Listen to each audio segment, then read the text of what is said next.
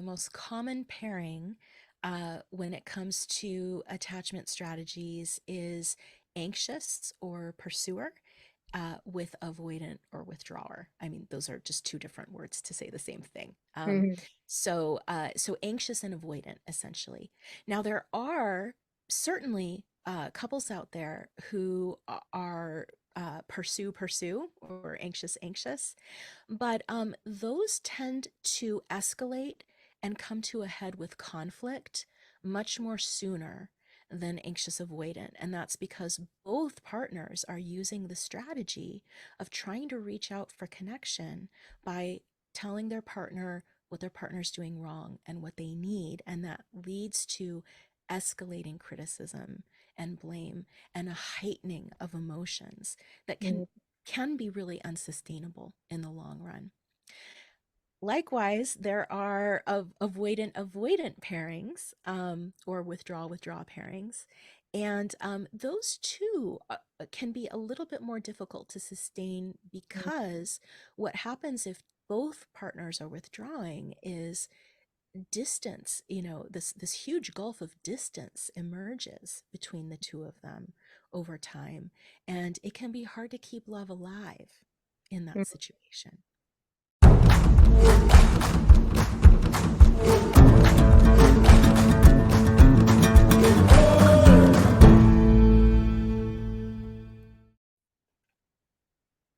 Hi, everyone. This is the Ego Project, and I am Lisa Heidle, and I'm here with my co-host. Cristine Seidell, and together we have a returning guest therapist. Joy Malek. Oh, welcome back, Joy. We're so excited to have you with us and having your expertise on attachment strategies with couples. This is going to be such a valuable conversation. So I'm so excited. I'm going to go ahead and read your bio, Joy, and then we're going to get started. Joy Malek is a mixed race licensed marriage and family therapist with liberatory values who creates online courses on topics she's passionate about, including Carl Jung's rich theory of personality, the healing connection between the body and the unconscious, and relationships and attachment. Specifically, what causes conflict and distance in relationships that mean the most to us, and how we can grow nourishing, secure connection together. All right. Thank you so much, Joy. Um, Thrilled once again to have you back with us. If you haven't seen Joy's first conversation with us, it will be in the description box, but we're going to go ahead and jump in about attachment strategies. Joy, can you talk a little bit about first your pod course, From Heartache to Connection, 6 Strategies for Growing Secure Attachment? Mm. Sure. And thank you so much for the opportunity to be here with you two today and for the opportunity to share about this pod course. So, From Heartache to Connection is a podcast course that you can download to your favorite podcast player. And in it, I go through what attachment is, I go in depth into the different attachment strategies we all use when we are feeling disconnected from the people we're closest to. And then I give 6 concrete, actionable strategies to grow more security and more steadfast connection in your relationships. Mm. Everybody could use that. Yes, they could. Yes, they could. I did the pod course and absolutely loved it. I thought it was so rich with information and without being overloaded, and it really gave me points to reflect on and tools to use. And I do want to say, even though we're going to be talking about couples today, I think this is across the board. I think it's in friendships. I think it's in family relationships, your co-workers. I think it's and couples. I think it's across the board. Was that your intention, Joy? Absolutely. Attachment applies to romantic relationships, but it applies just as much to platonic relationships. So, this is information that you can use in your family relationships, your romantic partnerships, your friends, your community, um, even work situations. You just adjust the degree to which you are seeking, connection Yeah. in the various types of relationships. Mhm. Mm. So good. Can you talk a little bit about what attachment strategies are for those who are unaware? Absolutely. So, early in childhood, we develop strategies for regaining connection and avoiding disconnection with our caregivers, and in particular, our primary caregivers, the ones we really rely on in infancy and childhood for survival. So this is really deep in our DNA, so to speak. Attachment is not, it's not a luxury. It's not something that would be nice if we can get it. It actually functions like oxygen Yeah. to our systems. The parts of our brain that are related to attachment are in the same area of the brain that breathing is located in. So we actually need safe, secure connections, steady, steadfast bonds with others in order to survive. Mhm. Mhm. So, so having said that, we develop different types of strategies to deal with disconnection and try to reconnect early in childhood based on the experience that we had with our caregivers. And there are a number of different strategies that we can develop based on the nature of the bond that we had with those early caregivers. Mhm. Mm. That's good. And what you're saying is without having healthy attachment, our Mhm. relationships are going to flounder. Yes, absolutely. Okay. And we need relationships with healthy attachment in order to thrive. Mhm. Great. And can you talk a little bit about the different attachment strategies people use to feel that connection? Absolutely. So, maybe I can actually connect the strategies to how they develop in childhood, if that would be helpful. Mm. Oh, great. Even better. Yeah. Yeah. So, children who grow up with primary caregivers who uh, are not perfect, no one is, right?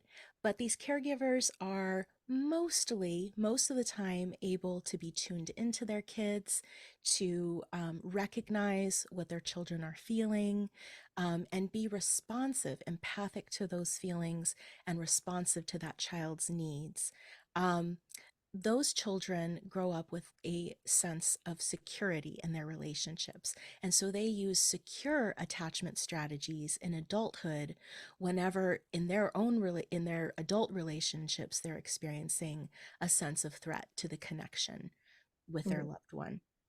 Mhm. Um, and so, picture if this wasn't your experience, picture having grown up with caregivers who were pretty much there for you, and they missed it sometimes, but overall, you had a sense of being really held in a safe emotional space, Mhm. um, where when you had an emotion, people cared, people responded, and when you had a need, that need was met to the best of your caregiver's abilities.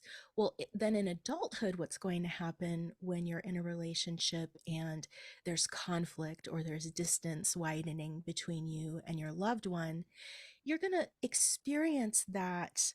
I mean, it's not going to feel good, right? It never feels good when we're Right. experiencing disconnection.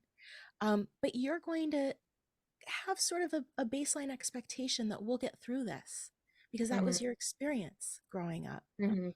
you're Mhm. gonna you're gonna assume that though it feels really uncomfortable right now, and you may be hurt and you may be angry, reconciliation is just around the corner, and you Mhm. have sort of a fundamental trust that the people you love actually care about you and Mhm. also want to reconnect.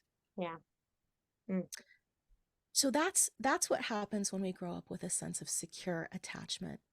Mhm. We can also grow up with a sense of insecure attachment. And I want to be clear here, I'm not bashing caregivers. This is not about shaming anyone. Our caregivers respond to us typically according to with the sort of strategies that they learned, Mhm. early on in their lives. So there's no blame here. But there are a number of different types of insecure attachment strategies, three to be exact, if we just kind of group them in general Mhm. categories. And the first I'll explain is anxious attachment. So, uh, folks who have anxious attachment strategies as their go to grew up with caregivers who maybe really wanted to be there for them and actually were there for them emotionally. I want to be clear, I'm talking about emotionally Right. here. Were there for them emotionally, but inconsistently. So Mhm. sometimes their experience of their caregivers was, my caregiver is online, they can see me, they can empathize with me, they can be responsive to my needs. And then sometimes perhaps the caregiver was too overwhelmed with their own emotions and was unable to do that. And so that creates a sense of vigilance in the child. Mhm. The child is anxious about whether the connection is going to last when they are feeling connected to their Mhm. caregiver. And then when they aren't, the strategy becomes to pursue that connection. They want to Mhm. get back to feeling a sense of safety.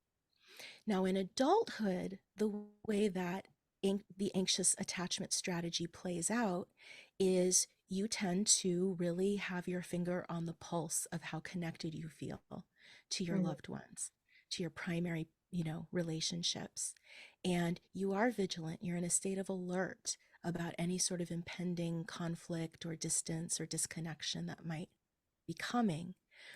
And when you feel that threat of disconnection, or when you feel disconnection itself, you're going to pursue your loved one in your heart, feeling lonely, afraid, hurt.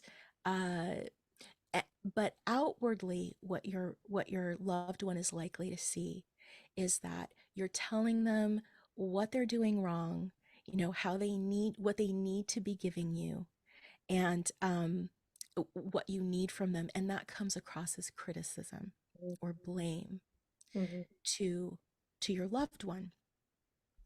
Um, so should we move on to avoidant attachment strategies? Mhm. I would love to Mhm. go through the strategies and then loop back because I have questions, and Yeah. I'm sure Yes. Christine does as well. So I think getting them all out so we can then use the Mhm. languaging that people Mhm. need in order to understand what the strategies are. So yeah, let's move on to the avoidant. Mhm. Okay, great.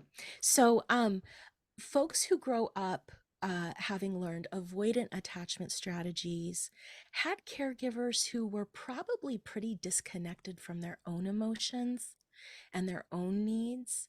And so there was a limited ability to tune into Mhm. their children, to be able to empathize with what their children were feeling, and to be able to be accurately responsive to their children's needs. And so I love the way that Tina Payne Bryson and Dan Siegel talk about this in their book, The Power of Showing Up. They Mhm. say that to grow up with that experience of one's caregivers feels a little bit like growing up in an emotional desert. And Mhm. so, what happens when you're an infant and a child, and your parent may be doing their absolute best, but they have limitations around how tuned in and responsive they can be to you? Well, you don't have any other recourse for coping with your painful emotions and your needs. And so you actually start to disconnect from your own emotions and Mhm. needs, and they start flying under your radar a bit. You also learn that if you have a problem, you're going to have to fall back on your own resources. You're kind of alone in this. You're going to have to figure this stuff out on your own. And Mhm. so, what that looks like in adulthood is a strategy of withdrawal whenever there is a sense of threat to the connection in a relationship. So, folks with avoidant attachment strategies withdraw, um, particularly from anything that might turn into conflict. So, in a relationship where one person is anxious and a pursuer and the other one is avoidant and a withdrawer, the more the pursuer um, tells the avoidant person what they're doing wrong and what they need, the more the avoidant person withdraws from the connection in order to avoid or withdraws from their loved one in order to avoid conflict, because conflict feels like the ultimate disruptor of Mm-hmm. connection. Mm-hmm. Does that make sense? It Mm-hmm. does. Okay. Yeah. So let's move to our third and final attachment strategy, and that is disorganized. So, children who develop disorganized attachment strategies typically grow up with caregivers who uh, there's something going on with those caregivers that is causing either extreme neglect of the children or a lot of volatility in the caregiver. Mm-hmm. And so these children have an experience of their caregivers that feels scary. Now, remember, like we are hardwired to need connection, right? We're hardwired to need a sense of bonding with the people who mean the most of us, and particularly in childhood, with the people who are responsible for our survival. So the experience that these children have is, I need my caregiver. I'm leaning in. I'm trying to get my caregiver to come online for me emotionally, but my caregiver is scary. Mm-hmm. And that leads to a state of freeze. If we think about fight, flight, or freeze, Mm-hmm. that leads to a state of freeze in the children, where they're stuck. They can't move, they can't go forward toward their caregiver, and they can't really protect themselves from their caregiver either. And in adulthood, what that looks like is like an adult who commonly frequently has an experience of their nervous system freezing, meaning they go a little bit out of touch with what's happening in the moment. They may feel numb. They may feel like things are kind of going in slow motion. um, they may kind of miss what's going on around them. It's an involuntary protective nervous system response. And their adult relationships are typically characterized by volatility because they didn't have safe caregivers who they could experience comfort and safety with. And Mm-hmm. so there's a bit of a push pull in the adult strategy. Basically, I want you, I need to feel close to you, but I'm going to reject you because I feel unsafe. Mm-hmm. So that's the disorganized attachment strategy. And it's really Mm-hmm. painful. Yeah. Mm. Thank you for that. That was very well explained. And I think it's so important for people to understand that this begins in childhood, yet as we grow, it shows itself in our relationships. And so often the healing is done as adults. And that's why understanding where it began, like you said, it's not, bashing the caregivers. It's, having an explanation of where this began so that we can start to heal it. Right. Absolutely. And I'll add one more thing, which is these strategies, there is flexibility in terms of what strategies you're using given different relationships and different moments. So Mm-hmm. overall, each of us usually has a flavor. We tend to show up more like a pursuer or more like a withdrawer, and or more with disorganized attachment strategies. But let's say I have anxious attachment and I get into a relationship with someone who has a higher degree of anxious attachment than I do. Well, I'm going to find myself functioning more like someone with avoidant withdrawing attachment. Mm-hmm. Mm-hmm. And when it comes to the disorganized attachment style, typically each person leans a little bit more toward pursuing or a little bit more toward withdrawing. So we actually work with folks with disorganized attachment um, in by looking at which is the strategy that's showing up a little bit more. Is it pursue or withdraw? Mm-hmm. And I think that's a good point to make, is that there's, just with so many different things within personality and attachment, is there's a spectrum of where somebody can kind of be at on that attachment strategy. And so it's important to remember, just because somebody may be identified as anxious, it doesn't mean that they are, always criticizing, or, if you're an avoidant, you're always running away. And again, we get in conflict when people begin to become aware of their pattern and their partner's pattern. They'll be like, there it is, right? But understanding that it's a spectrum, and really where we're trying to get to is closer to that secure attachment on the spectrum. Mm-hmm. Exactly. And I love what you said earlier about when we have secure attachment, it doesn't mean that when we have a disagreement or a conflict that, or it doesn't mean we won't have those things, and that won't mean, doesn't mean that they won't hurt. Like, right? I mean, we're going to feel emotions, we're going to have that experience. And I think so often people feel that if I heal that, then those hard emotions or that challenging emotions will go away. It's like, no, you just can better navigate them Mm-hmm. and Mm-hmm. find healthy repair much faster. Yeah. Yes, yes, exactly. Okay, And great. the good news is we all can change our attachment style. Mm-hmm. That's something that I really want to highlight, is that we're not stuck with where we started based on our childhood experiences. There is so much research.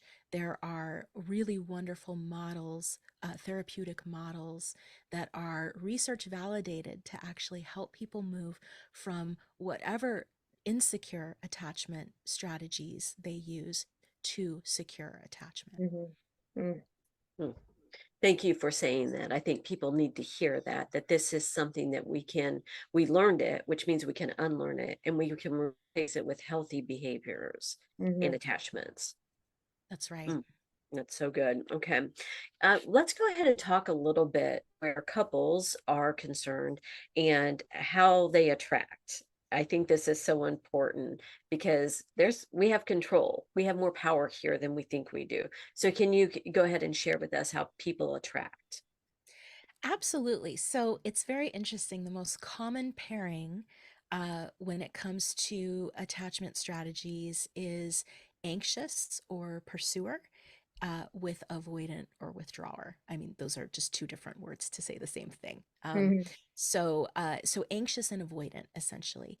Now, there are certainly couples out there who are pursue or anxious, but those tend to escalate and come to a head with conflict much more sooner than anxious avoidant. And that's because both partners are using the strategy of trying to reach out for connection by telling their partner what their partner's doing wrong and what they need. And that leads to escalating criticism and blame and a heightening of emotions that can be really unsustainable in the long run.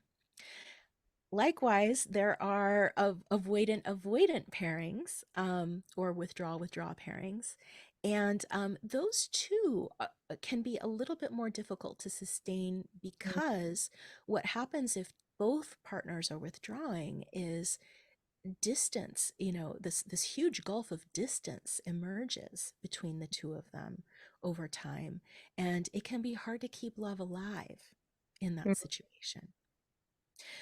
But anxious avoidant or pursue withdraw couples have sort of a self reinforcing cycle where the more the pursuer pursues, which creates conflict, the more the withdrawer withdraws from that conflict. And it's not like the pursuer starts it.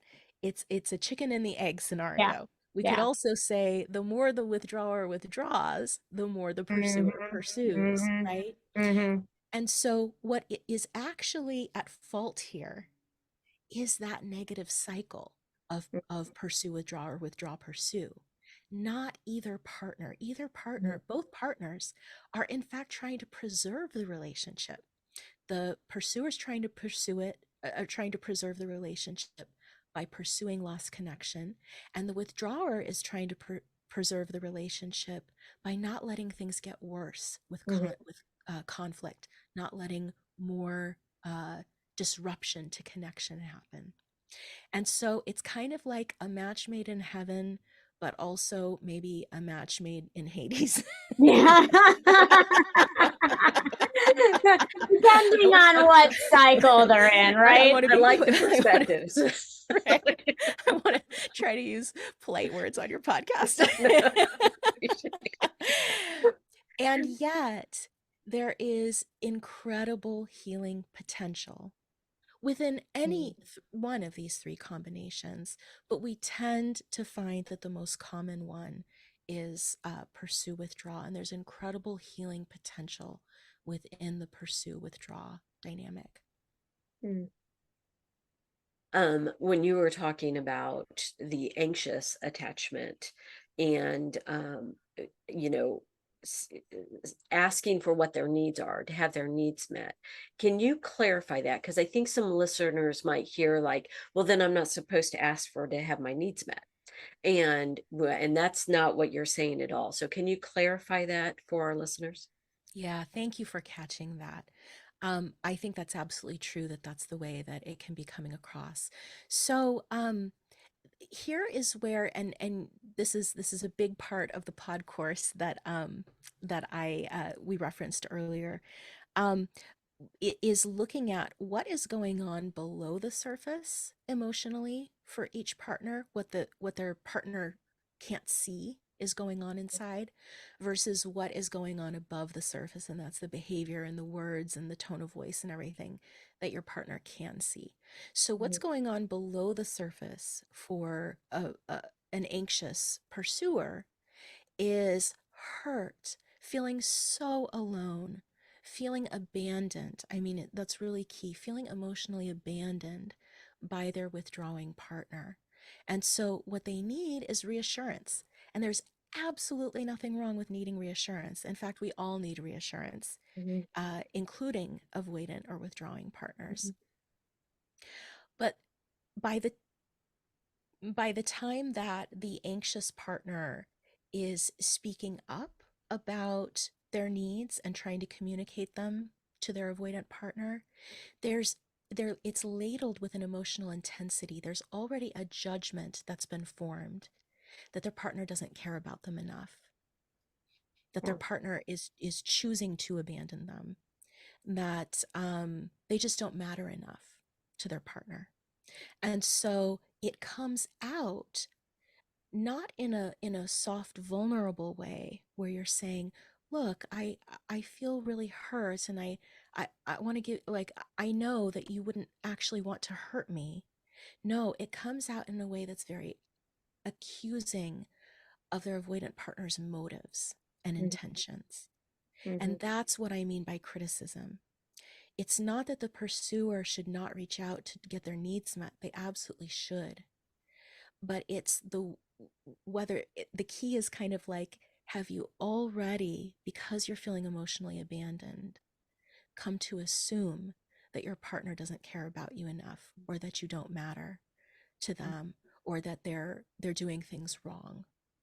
And if so, and that's the case with most people who have anxious attachment and use those strategies, if that's the case, then the way in which they approach their partner can't be digested, can't be absorbed and taken in, because their partner is so busy trying to defend their motives and their intentions and their love for their partner. So let me ask you this. So that you just said intentions, so it's almost like the assumption that my partner's intentions is to reject or abandon me or whatever. And so is that the conditioning that occurred in childhood, to where when there wasn't consistency, for the anxious, or if there wasn't availability for the avoidant, as a child, you have to make some type of reality statement in order to move forward in life and try to meet those needs. So, like maybe for the avoidant, becoming more of that internalizer, like, I will be self-sufficient, I can do this myself, and that way I'm protecting myself from having, to feel rejected or whatever. And then for the anxious, maybe being an externalizer where I need externally somebody needs to show up for me and give to me. So is the really disruption around the partner's assumption of the intentions, but those intentions really came from childhood because they needed some pattern to trust. I think that's beautifully said. I want to say that what gets most foundationally internalized when a child is having an experience that causes anxious attachment strategies Mm-hmm. is that I don't really matter. Mm-hmm. That is how they're going to make sense of the fact that their parent is there sometimes, but it really can't be counted on. Mm-hmm. Mm-hmm. The way in which their parent shows up is too inconsistent.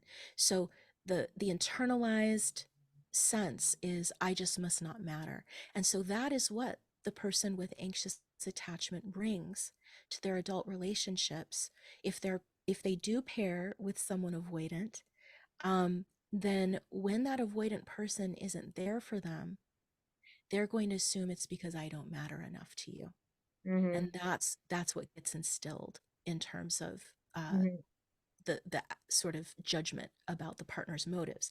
Mm-hmm. Now, on the other hand, children who grew up with caretaker experiences that caused avoidant attachment strategies, Mm-hmm. what they internalize from the fact that their parent is kind of never really totally plugged in, um, is that I'm not enough.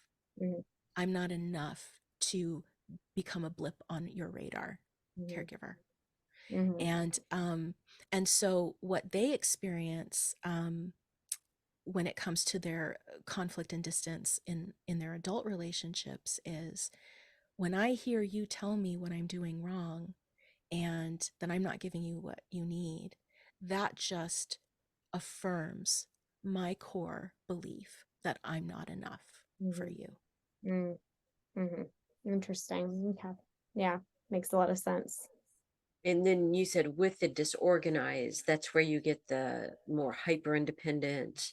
But also, do they shift between avoidant and anxious, which I imagine causes a lot of confusion in a relationship, right? Like, I don't know which way you're zigging and zagging, and I can't keep up, right? So, can you talk a little bit about the disorganized?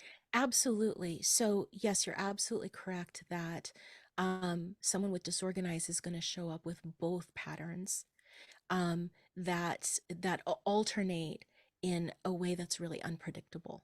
So, it's not that they're hyper independent. There's actually a great need that people with disorganized attachment strategies have to feel safe and secure in their relationships, and they really do pursue that. But at sort of the faintest hint that their partner may not be there for them the way that they need, they're going to switch into a very rejecting mode Mm-hmm. of it. And that's what causes that sense of volatility Mm-hmm. is the angry pursual or blaming or critical pursual that we've talked about, that alternates with a really strong sort of withdrawing, um, rejection.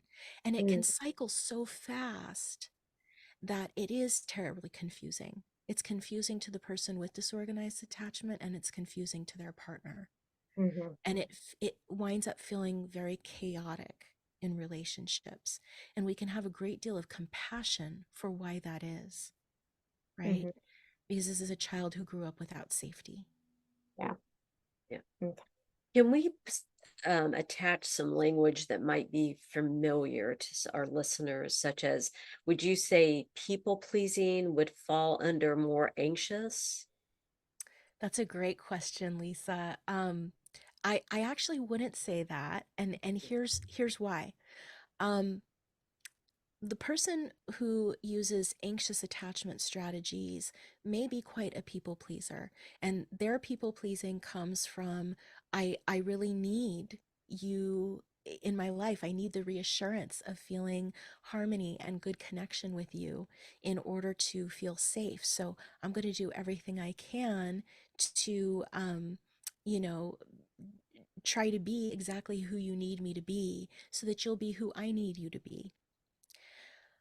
But the person who uses withdrawing strategies, actually, one whole section of withdrawing strategies has to do with placating, appeasing, and acquiescing. Mhm. So, if it feels as though a conflict is coming, or even just to avoid any potential of a conflict, let's say the anxious partner says, "Hey, I'd really like to go for Mediterranean, cuisine tonight. What do you want?" The withdrawing partner, the avoidant partner may say, "Sure, that's fine," not because they want Mediterranean cuisine, but because they want to avoid a conflict. They want Mhm. to avoid any impending disconnection that might Mhm. happen. Mhm. Does that make Mhm. sense? It does. Yeah, that's very good. Thank you for that. So I think the thing that I find so interesting about attachment strategies, if you've never felt secure attachment, how do you know what secure attachment is?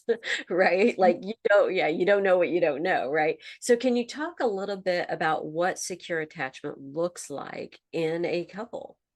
Yeah, absolutely. Great question. So, are we talking about a couple where both people use secure attachment strategies? Let's start there. Yeah. And then we'll work backward. Right. Okay. So, in a partnership where both people had a secure experience of their caregivers growing up, by secure, I mean my caregiver was plugged in, they were tuned in, they noticed when I was upset or had an emotional need. They also took care of my concrete needs. They were responsive when I had a need.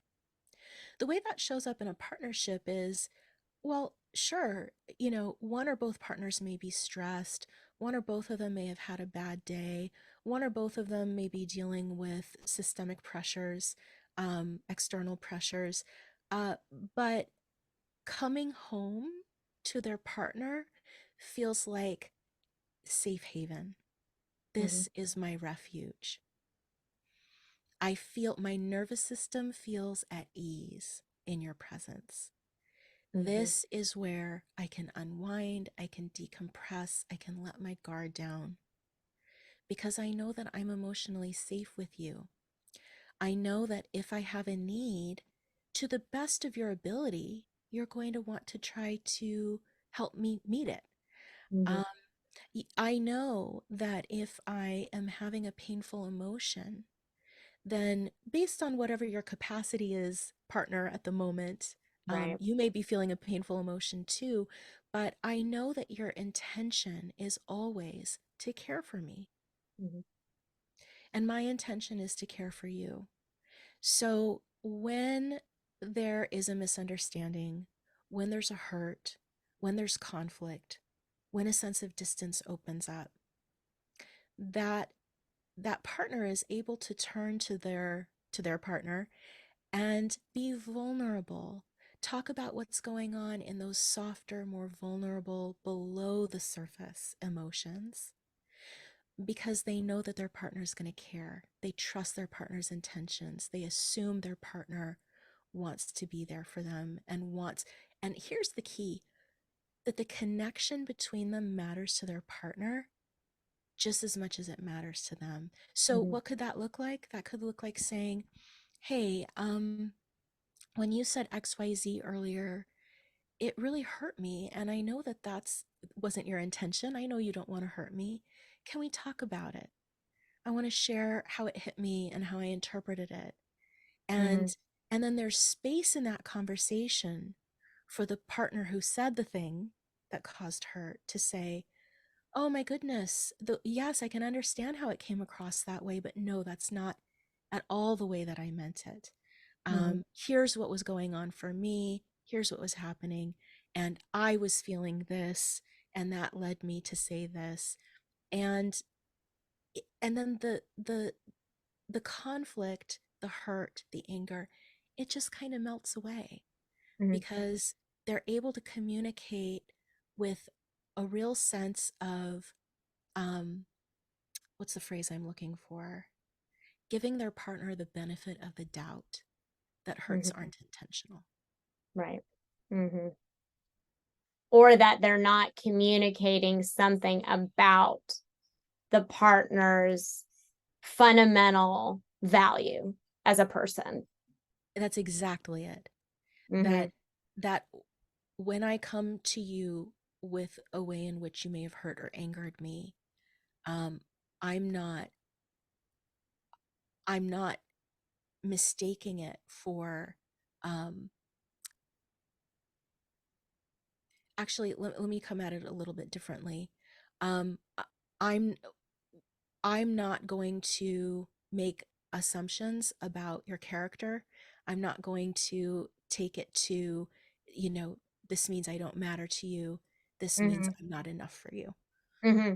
Which I'm assuming in that reflective space is actually saying, which would mean I am not valuable, I am not enough. Yes. Right. Right. Right. So all of these are kind of within the spectrum of like conflict, right? I would say conflict is a huge one. The other is distance. Hmm. So there are a couple ways to feel disconnected from our loved ones. Hmm. One of the biggest is conflict. But Yeah. there's also just distance. You know, we have busy lives. There's a lot we need to do in order to survive between Hmm. work and, family responsibilities and all of that. So the other thing that can happen is that just a sense of distance emerges where you're not Hmm. checking in with each other Right. as often. You're not experiencing that delicious connection as often. Hmm. And that can strike at our attachment insecurities as well. So when maybe a fear cycle shows up, meaning here comes conflict, and again, like anybody can start that at any time, just Mhm. because the anxious tends to be a little bit more visible, right? Doesn't Right. mean that they're necessarily the activator of conflict. Right. So when this fear cycle of either conflict or disagreement or of distance shows up is where that spectrum of attachment tends to rehearse itself. Yes, exactly. Okay. You got it. Mhm. Of course you got it. You're Christine. I don't know. So sometimes I find myself all over that attachment spectrum. And I think that's so important, right? Because I think when we are, well rested and well fed, and our stress is at a minimum, and that everything's going our way, as an example, right? Our attachment strategy very often looks secure, right? Mhm. We're engaged with our friendships, our relationships, and then during those high stress, that's where this is really going to show itself. Is that accurate? I think it is, especially in the beginning of a relationship. That honeymoon period often sort of carries us in a wave of rapture, Mhm. clean Mhm. over all of these dynamics. Yes, it does. Yes, it does. um, and so where you really start to see these dynamics emerge is often when that honeymoon period is starting to wear a little thin. Actually, what causes the honeymoon period to wear a little thin is often the emergence of these strategies. Mhm. Mhm. Um, yeah. Mhm. Well, and I think that, as people do that work, which I'm sure your course really does go into specifics of how to work towards moving into the secure attachment, understanding that, having this really rooted in childhood, we may have moments where we're like, "Ooh, here I go a little into my avoidant or whatever." But that also allows you to move into the love cycles from a secure place too, meaning my partner can have their individual, well-rounded life that may feel like distance, but it's coming back to the relationship to share it, and it doesn't mean anything about me, it doesn't mean anything about their intentions. And then you can move into the love cycle without the dysregulation of will I get it, will I not get it?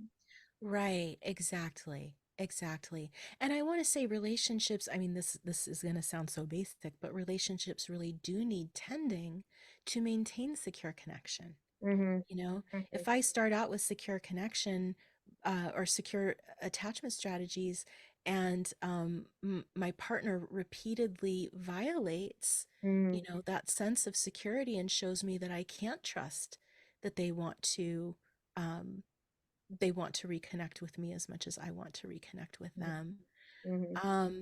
then one of two things is going to happen. I might, you know, we even folks with secure attachment lean a little bit one way or the other Yeah. in terms Yeah. of anxious or avoidant. So I might start employing those strategies. But I think the other thing that's possible from a place of secure attachment is, okay, this is not the relationship for me. I know that I deserve someone who wants to invest Mm-hmm. in building a safe, emotionally secure connection. Mm-hmm. And this isn't it. Mm-hmm. So being able to see the things with a clearer lens about this is not what I desire or what I'm available for in a relationship. And again, not making meaning about the other person, value or worth, but just that this doesn't feel good to me and it doesn't Yeah. feel safe. Mhm. Yes, and I will say, at that point, it's probably only human to make meaning and judgment about the They other got person. issues. Right. Right. I think where that judgment, where it's possible to not, you know, judge or make meaning about someone when they hurt us is when it's within the context of a secure, Yeah. emotionally safe connection. Yeah. Okay. But if Yeah. someone proves either through abusiveness or through you know, just no participation in trying to build secure Hmm. attachment, Hmm. then, you know, we probably do make judgments as we exit those relationships. Yeah. And, Yeah. you know, from the outside, you know, not having been in that relationship, we can have compassion for both, Yeah. knowing that um you know, people who engage in really harmful ways in relationships um, typically have had really bad experiences themselves, and Mhm. yet we're not going to enable that Yeah. by Right. staying in a relationship or advocating for a connection that Mhm. isn't safe. Mhm. Yeah. Makes sense. Yeah. And to see that clearly for ourselves when we have moved or have been able to have that secure attachment. Yes, Okay. exactly. And I think it's so important for people to understand that that secure attachment first has to begin with us, in ourselves. We have to feel secure within our own being in order then to be secure in a relationship. Well, you know, that's an interesting one, Lisa, because that is definitely the message that we get, especially in this culture. Um, from an attachment perspective, I would word it differently. I would say we can only gain a sense of secure connection and commitment to ourselves by experiencing it through relationship. Mhm. Mhm. Oh, thank you. We yeah, Yeah. we actually have to, it's a learned, every attachment style is learned, secure and all the various types of insecure. Mhm. And so how do we heal insecure attachment? It's within secure connection. Mhm. Mhm. Um Well, thank you for and that. Yeah. yeah, Yeah. and Uh-huh. I don't in any way want to devalue how effective it is to work on our connection with ourselves, Yeah. like Yeah. on our own. Mhm. That's big. That's big. Mhm. But that connection to ourselves can become tenuous Mhm. when we are in a relationship in which we're feeling actively unvalued, uncared for, or accused. Mhm. Unless we've had the experience of a safe, secure connection Mm-hmm. with someone important to ourselves. So that is the path to healing. Mm-hmm.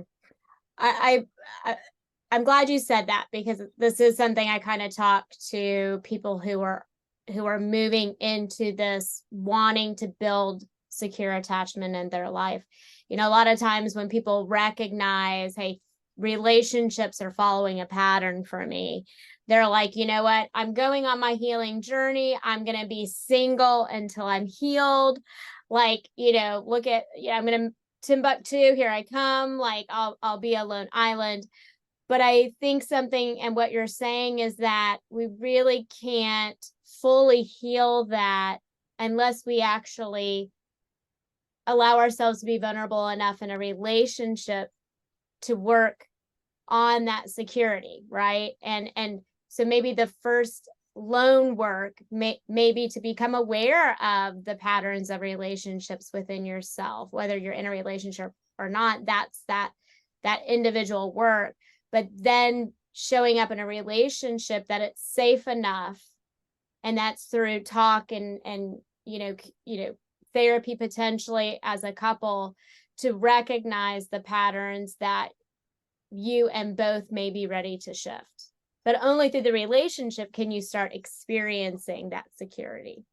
Right. Only in a relationship can you experiment with moving differently, using different strategies, which will Mhm, lead to a different emotional experience.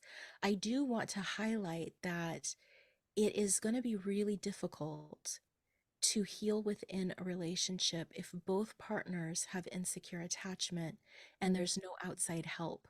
And mhm, by outside help, I mean, I'm a huge advocate for therapy, obviously. mhm, mhm, I think that that is, if it's accessible to you, I think that that is uh, probably one of the most powerful routes, and that would be therapy with a therapist who has experienced healing in their own attachment mhm, strategies mhm. if they did not come out of the womb with secure attachment. Right. Which most Actually, of us strike that. did That's not not. how it happens. Yeah, no one comes out of the womb with secure attachment. And Um, they probably all found each other anyway. right. They don't But need help. They're fine. Yeah.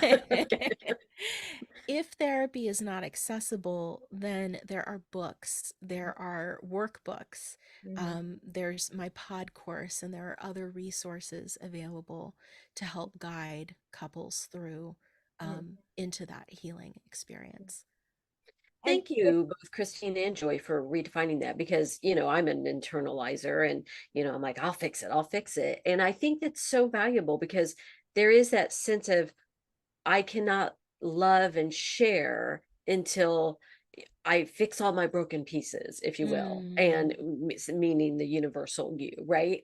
yeah. And, this is how we do it, right? We're not here to just go through this alone. We, are always butting up against other people, and learning these skills and growing. And thank you both for clarifying that, because I know that meant a lot to me, and it Mhm. clarified some things for me. And I think it's going to really help our listeners. So thank you very much for that, both of you.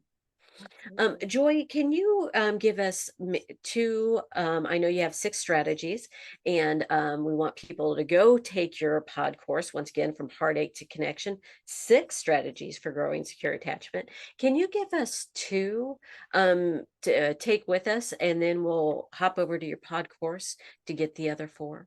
absolutely.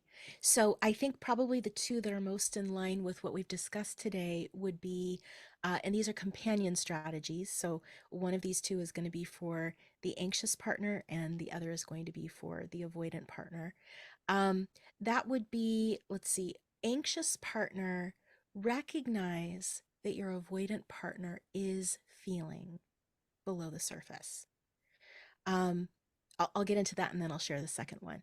So the idea here is avoidant partners can be very emotionally charged inside and yet look cool, calm, collected, and indifferent above Mhm, the surface. mhm, And so what's happening likely is that the avoidant partner is feeling so much that number one, um, they have learned to kind of bottle their feelings, having had that childhood experience that they're not going to be met anyway. Mm-hmm. And number two, they may actually be in a state of freeze Mm-hmm. because they're so overwhelmed by the emotions generated by the conflict with their partner that they go a little numb. And trust me, it doesn't feel good. It's Mm-hmm. an involuntary nervous system response, like I said earlier. So m- the the number one strategy I want to share for anxious partners is know that when your avoidant partner looks indifferent or like they're not impacted by what you're sharing, please know that they are actually probably experiencing emotional overwhelm inside. Mm-hmm. And it's time to back off, let them process, let them digest, and then come back. Mm-hmm.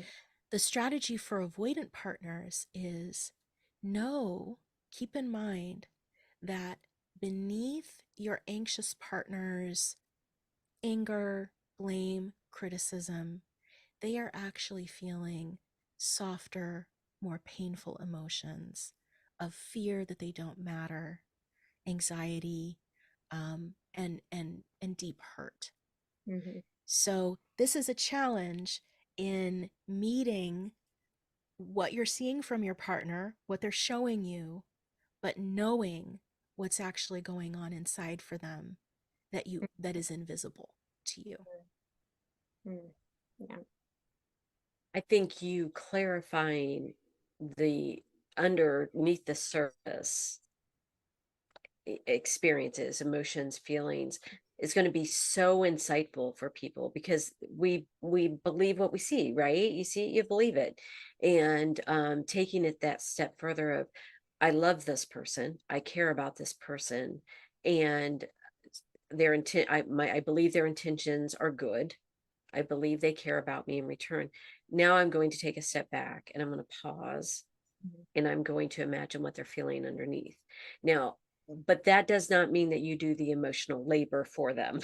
No, Yeah. no, exactly. Yeah. Right. Yeah. Right. And I want to say, by the way, that this strategy alone, trying to implement this strategy alone without others that go hand in hand, is going to be tough because when your anxious partner is, you're seeing an angry facial expressions, tone of voice, you feel you're being criticized.